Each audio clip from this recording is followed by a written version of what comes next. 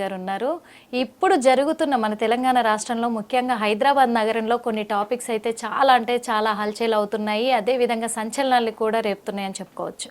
ఎందుకంటే ఇప్పుడు రాజకీయ పరంగానే కాదు, చిత్ర పరిశ్రమలో కూడా చాలా అంటే చాలా గందరగోళం రేకెత్తిస్తున్న విషయము కొండ సురేఖ. మరి కొంతమంది ఏమో కొండ సురేఖ అంటే కొండ నాలుకకు మందేస్తే ఉన్న నాలుక ఓడిపోయిందంటారు. గా లెక్క తిరగనైతే మరి కొండ సురేఖ చేస్తుందని కూడా అంటున్నారు. మరి కొంతమంది ఏమో అంటే ఇప్పుడు కాంగ్రెస్ వాళ్ళేమో లేదు కొండ సురేఖ చేసిన వ్యాఖ్యలు అయితే కరెక్ట్ అవి అని చెప్పేసి సమర్థిస్తున్నారు. ఇవి ఎంతవరకు కరెక్ట్, ఎంతవరకు వాస్తవము, ఎంతవరకు అవాస్తవము అనే విషయాలు, అదే కాకుండా ఇప్పుడు హైడ్రా పైన కూడా కొన్ని చాలా టాపిక్స్ జరుగుతూనే ఉన్నాయి. ఆ హైడ్రా వల్ల అందరూ అతలాకుతలం అవుతున్నారు. పేదవాళ్ళు అయితే చాలా మంది ఇలాంటి వ్యాఖ్యలు ఎలాంటివి చేస్తున్నారంటే రేవంత్ రెడ్డి పాలన మాకు వద్దు అని అంటున్నారు. ముఖ్యంగా ఎందుకంటే పేదల మీద పడ్డాడు, పేదల ఇండ్లు కూల్చేస్తున్నాడు, పేదల కడుపులు కొడుతున్నాడు, మమ్మల్ని రోడ్ల పాలు చేస్తున్నాడు. ఇలాంటి ప్రభుత్వం మాకు అవసరమా, ఇలాంటి నాయకుడు మాకు అవసరమా అని కూడా చాలామంది ఆందోళన వ్యక్తం చేస్తూనే ఉన్నారు. ఇప్పుడు కొత్తగా చూసుకున్నట్లయితే దసరా ఉత్సవాలు, మనకి దసరా ఉత్సవాలు అంటే తెలంగాణ పండగలకు నాంది అని కూడా చెప్పుకోవచ్చు. మరి అలాంటి బతుకమ్మ ఇప్పుడు దసరాకు ముందు 9 రోజులు బతుకమ్మ నవరాత్రులు జరుగుతాయి. బతుకమ్మ పండగ అంటే ఆడపిల్లల పండగ. అది అందరికీ కూడా ఆడపిల్లల గత ప్రభుత్వం అయితే మరి దసరాకి బతుకమ్మ చీరలని పంచేవాళ్ళు. కానీ ఇప్పుడు కాంగ్రెస్ ప్రభుత్వము చీరలు వద్దు, మేము డబ్బులు ఇస్తాము అనే ఇదిలో కూడా నడుస్తున్నాయి. ఈ టాపిక్స్ అన్నిటిపైన కూడా అన్ని వివరాలు కూడా క్లుప్తంగా మనం అడిగి తెలుసుకోవడానికి మరి పావని గౌడ్ గారు మన ఎదురుగానే ఉన్నారు. నమస్తే. నమస్తే. ఎలా ఉన్నారు? బాగున్నా, మీరు ఎలా ఉన్నారు? చాలా చక్కగా ఉన్నాను. ఎందుకంటే ఒక విషయం ముందుగా హార్టీ కంగ్రాచులేషన్స్ అని చెప్పుకోవచ్చు హార్ట్ఫుల్గా. ఎందుకు చెప్తున్నామంటే చాలా మంది కూడా తెలంగాణ రాష్ట్రం మొత్తంలో కూడా, తెలంగాణ రాష్ట్రమే కాదు ఇప్పుడు ఏపీలో కూడా ఒక టాక్ వచ్చింది. ఏమని వచ్చిందంటే గత ప్రభుత్వం ఉన్నప్పుడు ప్రజలు చాలా హ్యాపీగా ఉన్నారు, కానీ ఇప్పుడైతే చాలా గందరగోళంలో పడిపోయారు అంటున్నారు. ఆ విషయంలో బీఆర్ఎస్ చాలా గ్రేట్ అని కూడా చెప్తున్నారు. అందుకు నేను కంగ్రాచులేషన్స్ చెప్పాను. థ్యాంక్ యూ సో మచ్ చెప్పాను. మరి ఇప్పుడు జరుగుతున్న ఈ విషయాల్లో రీసెంట్గా 2 రోజుల క్రితము మరి కొండా సురేఖ అయితే చాలా అంటే చాలా కేటీఆర్ గారి మీద దారుణమైన వ్యాఖ్యలు చేసిందని మేము కూడా చెప్తున్నాము. ఎందుకంటే ఒక మీడియా మనుషులమనే కాదు, ఇది వ్యక్తిగతానికి సంబంధించిన విషయం, మీడియాలకు సంబంధించింది కాదు, పొలిటికల్గా సంబంధించింది కాదు. వ్యక్తిగతంగా అలాంటి ఆరోపణలు చెయ్యడము అనేది కరెక్ట్ కాదు అని అనుకొని అడుగుతున్నాము. మరి ఇలాంటి సందర్భంలో తను ఒక సినిమా పరిశ్రమకు సంబంధించిన ఆడపిల్లలకు సంబంధించిన వ్యాఖ్యలు కేటీఆర్ గారి పైన చేయడం మీకు ఎంతవరకు ఇది అనిపించింది? అసలు ముందుగా హిట్ టీవీ ప్రేక్షకులందరికీ నమస్కారాలు. మీరు అడిగిన క్వశ్చన్ చాలా మంచిది. ఎందుకు అడుగుతున్నారంటే మహిళలు, అది సినీ ఇండస్ట్రీ కానివ్వండి, ఏ ఇండస్ట్రీ కానివ్వండి, ఉద్యోగం చేస్తున్న మహిళ కానివ్వండి, గృహిణి కానివ్వండి, గుట్టు చప్పుడు కాకుండా సంసారాలను చేసుకుంటాము. అవును, భారతీయ సంస్కృతి సాంప్రదాయాలకు పెట్టింది పేరు. ఇప్పుడు ఏంటంటే ఈ రాజకీయాలు, ఒక బురద రాజకీయాలను తీసుకొచ్చి రేవంత్ రెడ్డి వచ్చిన తర్వాత, కాంగ్రెస్ ప్రభుత్వం అధికారంలోకి వచ్చిన తర్వాత వ్యక్తిగత విమర్శలనే ఎజెండాగా పెట్టుకొని పాలన చేస్తున్నాడు.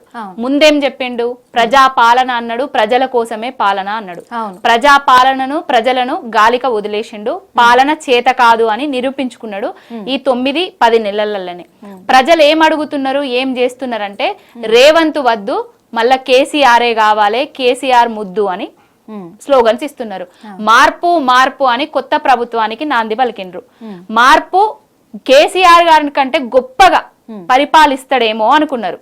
కానీ కేసీఆర్ గారు చేసినవన్నీ ఖతం చేసేసి కేసీఆర్ గారు అభివృద్ధి చేసిన తెలంగాణను నిండా ముంచుతున్నాడు ఈ Revanth Reddy. Attention diversion politics కు తెరలేపిండు తెలంగాణలో. ఇంకొకటి కొండా సురేఖ కాదామే, గుండా సురేఖ అని చెప్పొచ్చు. గుండా సురేఖ అని చెప్పొచ్చు. అమ్మ తల్లి, నీకు ఆడబిడ్డ ఉన్నది, మనమరాలున్నది.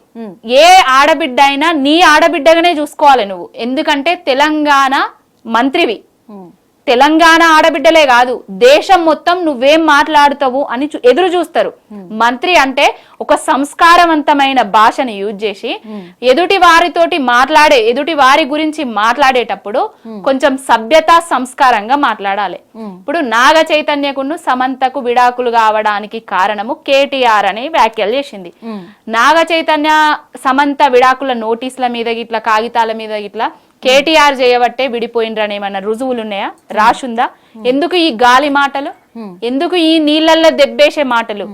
ఎందుకంటే కేటీఆర్ కున్న ఇమేజ్ ని చూసుకుంటే, అంటే ఇక్కడ కొండ సురేఖ ఒక మాట అంటుంది. ఏమంటుందంటే పర్సనల్ గా నన్ను నా వ్యక్తిగత జీవితంలోకి ఎంటర్ అయ్యి నా వ్యక్తిగతంగా కూడా నన్ను విమర్శించారు, పోస్టులు కూడా పెట్టారు. ఒక బీజేపీ నేతకు సంబంధించిన ఆ ఫోటోలతో నా ఫోటోలు యాడ్ చేసి వైరల్ చేశారు. అది కేవలం హరీష్ రావు మరి కేటీఆర్ గారే కాబట్టి నేను వాళ్ళ మీద వాళ్ళది కూడా నేను బయట పెట్టినా అని అంటుంది. నో, అది తప్పు. నువ్వు మంత్రివి, ఒక ఉన్నతమైన స్థానంలో నిలబడున్నావు, కూర్చొని ఉన్నావు. దేవుడిచ్చిన వరం అనుకోవాలి, గొప్ప వరం అనుకోవాలి. ఏంటంటే నీకు అంటే నువ్వు వేరే వాళ్ళు నీ మీద దుమ్మెత్తి పోస్తే వాళ్ళ మీద, వేరే ఆడబిడ్డ మీద నువ్వు దుమ్మెత్తి పోస్తావా? నీ చేతుల్నే ఉన్నది కదా, నీ ప్రభుత్వమే అధికారంలో ఉన్నది కదా. పోలీసులను అడగకపోయినరా ఏ అకౌంట్ల నుంచి వెళ్ళి ఈ పోస్ట్ వచ్చింది, వాళ్ళని దొరకబట్టి తగు చర్యలు తీసుకోవాలి. దానికి ఆ పోస్ట్ కున్న సమంతకి ఏం సంబంధం చెప్పండి?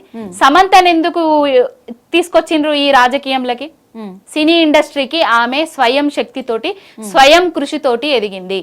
ఎవరో తాతలు ముత్తాతలు వాళ్ళ తండ్రులు సంపాదించిన ఆస్తులు చూసుకోనో, లేకపోతే తాతలు తండ్రులు సినీ ఇండస్ట్రీలో ఉంటేనే సినీ ఇండస్ట్రీకి రాలేదు. స్వయం కృషితో ఎదిగిన నా యొక్క సినిమా నటి ఆమె మీద లేనిపోని బురద చల్లుతున్నారు. ఆమె మీదనే కాదు, కేటీఆర్ గారి మీద ఆమెను యూజ్ చేసి బురద చల్లుతున్నారు. ఆమె ఒక్కదాన్నే కాదు, రకుల్ ప్రీతి సింగ్ అనేట ఆమె మీద కూడా బురద జల్లే ప్రయత్నం చేసిండ్రు.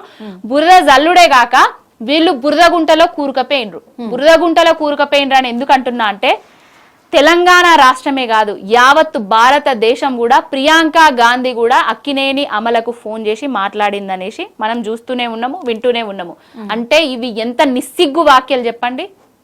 ఒక మంత్రి స్థానంలో ఉండి నువ్వు నీకు కావాల్సినవి రావాల్సినవి మహిళలకు నీ ముఖ్యమంత్రి ఏమిస్తా అన్నాడో ఆ హామీల గురించి, ఆ పాలన గురించి, వాటి గురించి డిస్కస్ చేయాలి. నీకు మైకులు ముందట పెట్టంగానే వేరే వ్యక్తిగత విషయాలల్లో ఏలు పెట్టి వాసన చూసడం అంత అవసరమా? ఇంకొక ఆమె ఏమో సీతక్క, ఈమె వ్యాఖ్యలను సమర్థిస్తుంది. వీళ్ళ కాంగ్రెస్ నాయకురాళ్ళందరూ సమర్థిస్తారు. ఎంతవరకు సమంజసం? మీకు బుద్ధి సిగ్గు ఏ మాత్రం ఉన్నా కూడా